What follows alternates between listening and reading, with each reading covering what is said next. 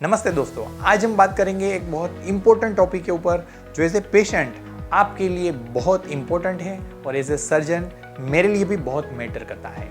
वो है कि अगर आप सर्जरी के बाद अपनी लाइफस्टाइल का ध्यान नहीं रखते हैं तो वो आपकी सर्जरी के रिजल्ट्स को अफेक्ट कर सकता है। कैसे, आइए जानते हैं। लाइफस्टाइल में जो बेसिक चीज़ें कंसिडर करते हैं वो होता है हमारा डाइट, एक्सरसाइज या डिफरेंट एक्टिविटीज़, हमारी हैबिट्स, स्ट्रेस, स्लीप एटसेट्रा। तो सबसे पहले उसमें बात करते हैं डाइट की कि डाइट और सर्जिकल रिकवरी ये कैसे रिलेटेड है। दोस्तों, कोई भी सर्जरी के बाद रिकवरी यानी कि हीलिंग प्रोसेस ये बहुत इंपॉर्टेंट है।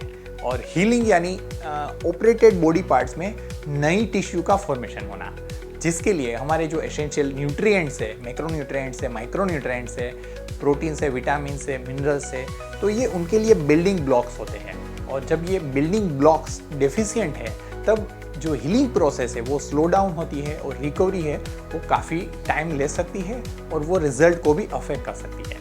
इसलिए अगर सर्जरी के पहले या सर्जरी के बाद आपका डाइट सही नहीं है, कॉम्प्रोमाइज़ है, तो आपके सर्जिकल आउटकम को कॉम्प्रोमाइज़ कर सकता है। दूसरी चीज़ जो हमारी लाइफस्टाइल का एक बहुत इंपॉर्टेंट पार्ट होना चाहिए वो होता है एक्सरसाइज।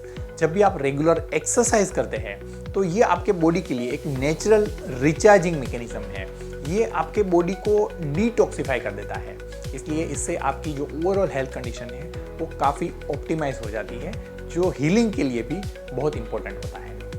उतना ही इम्पोर्टेंट है कोई भी सर्जरी के बाद आपको आपके सर्जन ने जो कुछ एक्टिविटी रिस्ट्रिक्शंस बताए हैं या कुछ पोजिशनल केयर बताई है उसे फॉलो करना।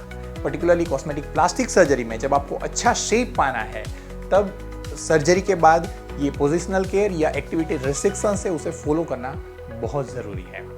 एग्जाम्पल मैं आपको बताऊं कि टमी टक सर्जरी के बाद आपको ये बताया जाता है कि आपको प्रोलॉन्ग स्टैंडिंग या वॉकिंग अवॉइड करना है और आपको जो आपके सूचर्स है वो रिलैक्स रहे, उसके ऊपर टेंशन ना आए, इस तरह की पोजीशन फॉलो करना है। तो ये अच्छे रिजल्ट के लिए बहुत ज़रूरी है। और अगर आप इस तरह की कोई भी एक्टिविटी रिस्ट्रिक्शंस या पोजिशनल केयर फॉलो नहीं करते हैं तो वो आपकी सर्जरी के रिजल्ट्स को भी कॉम्प्रोमाइज़ कर सकता है। लाइफस्टाइल का तीसरा इंपॉर्टेंट पार्ट होता है हमारी हैबिट्स। और कोई भी तरह की बैड हैबिट्स जैसे कि टोबैको च्यूइंग है, स्मोकिंग है, अल्कोहल की हैबिट्स है, तो ये सारी चीज़ें आपकी हेल्थ को, आपकी इम्यूनिटी को और आपके बॉडी रिस्पॉन्स को डाउन कर देती है, जो सर्जरी के रिजल्ट्स को अफेक्ट कर सकती है।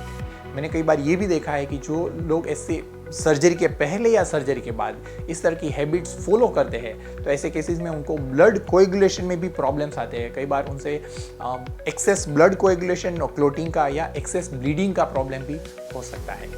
इसलिए सर्जरी के पहले या सर्जरी के बाद आपको इस तरह की बैड हैबिट्स को अवॉइड करना चाहिए। लाइफस्टाइल का चौथा इंपॉर्टेंट कंपोनेंट होता है स्लीप एंड स्ट्रेस। स्लीप ये हमारे बॉडी के लिए एक नेचुरल रीजनरेशन मैकेनिज्म है। इसलिए कोई भी सर्जरी के बाद एडिक्वेट हेल्दी स्लीप लेना ये रिकवरी के लिए, हीलिंग के लिए बहुत इंपॉर्टेंट होता है।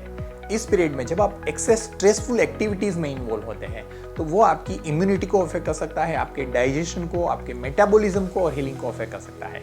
इसलिए मैं मेरे पेशेंट्स को भी हमेशा ये सजेस्ट करता हूँ कि सर्जरी के बाद कुछ हफ्तों के लिए आपको इस तरह की एक्सेस स्ट्रेसफुल एक्टिविटीज़ अवॉइड करना चाहिए। So friends, cosmetic plastic surgery के बाद हेल्दी लाइफस्टाइल फॉलो करना, अपनाना बहुत ज़रूरी है, ना सिर्फ सर्जरी के अच्छे रिजल्ट्स के लिए बल्कि आपकी अच्छी क्वालिटी ऑफ लाइफ के लिए भी।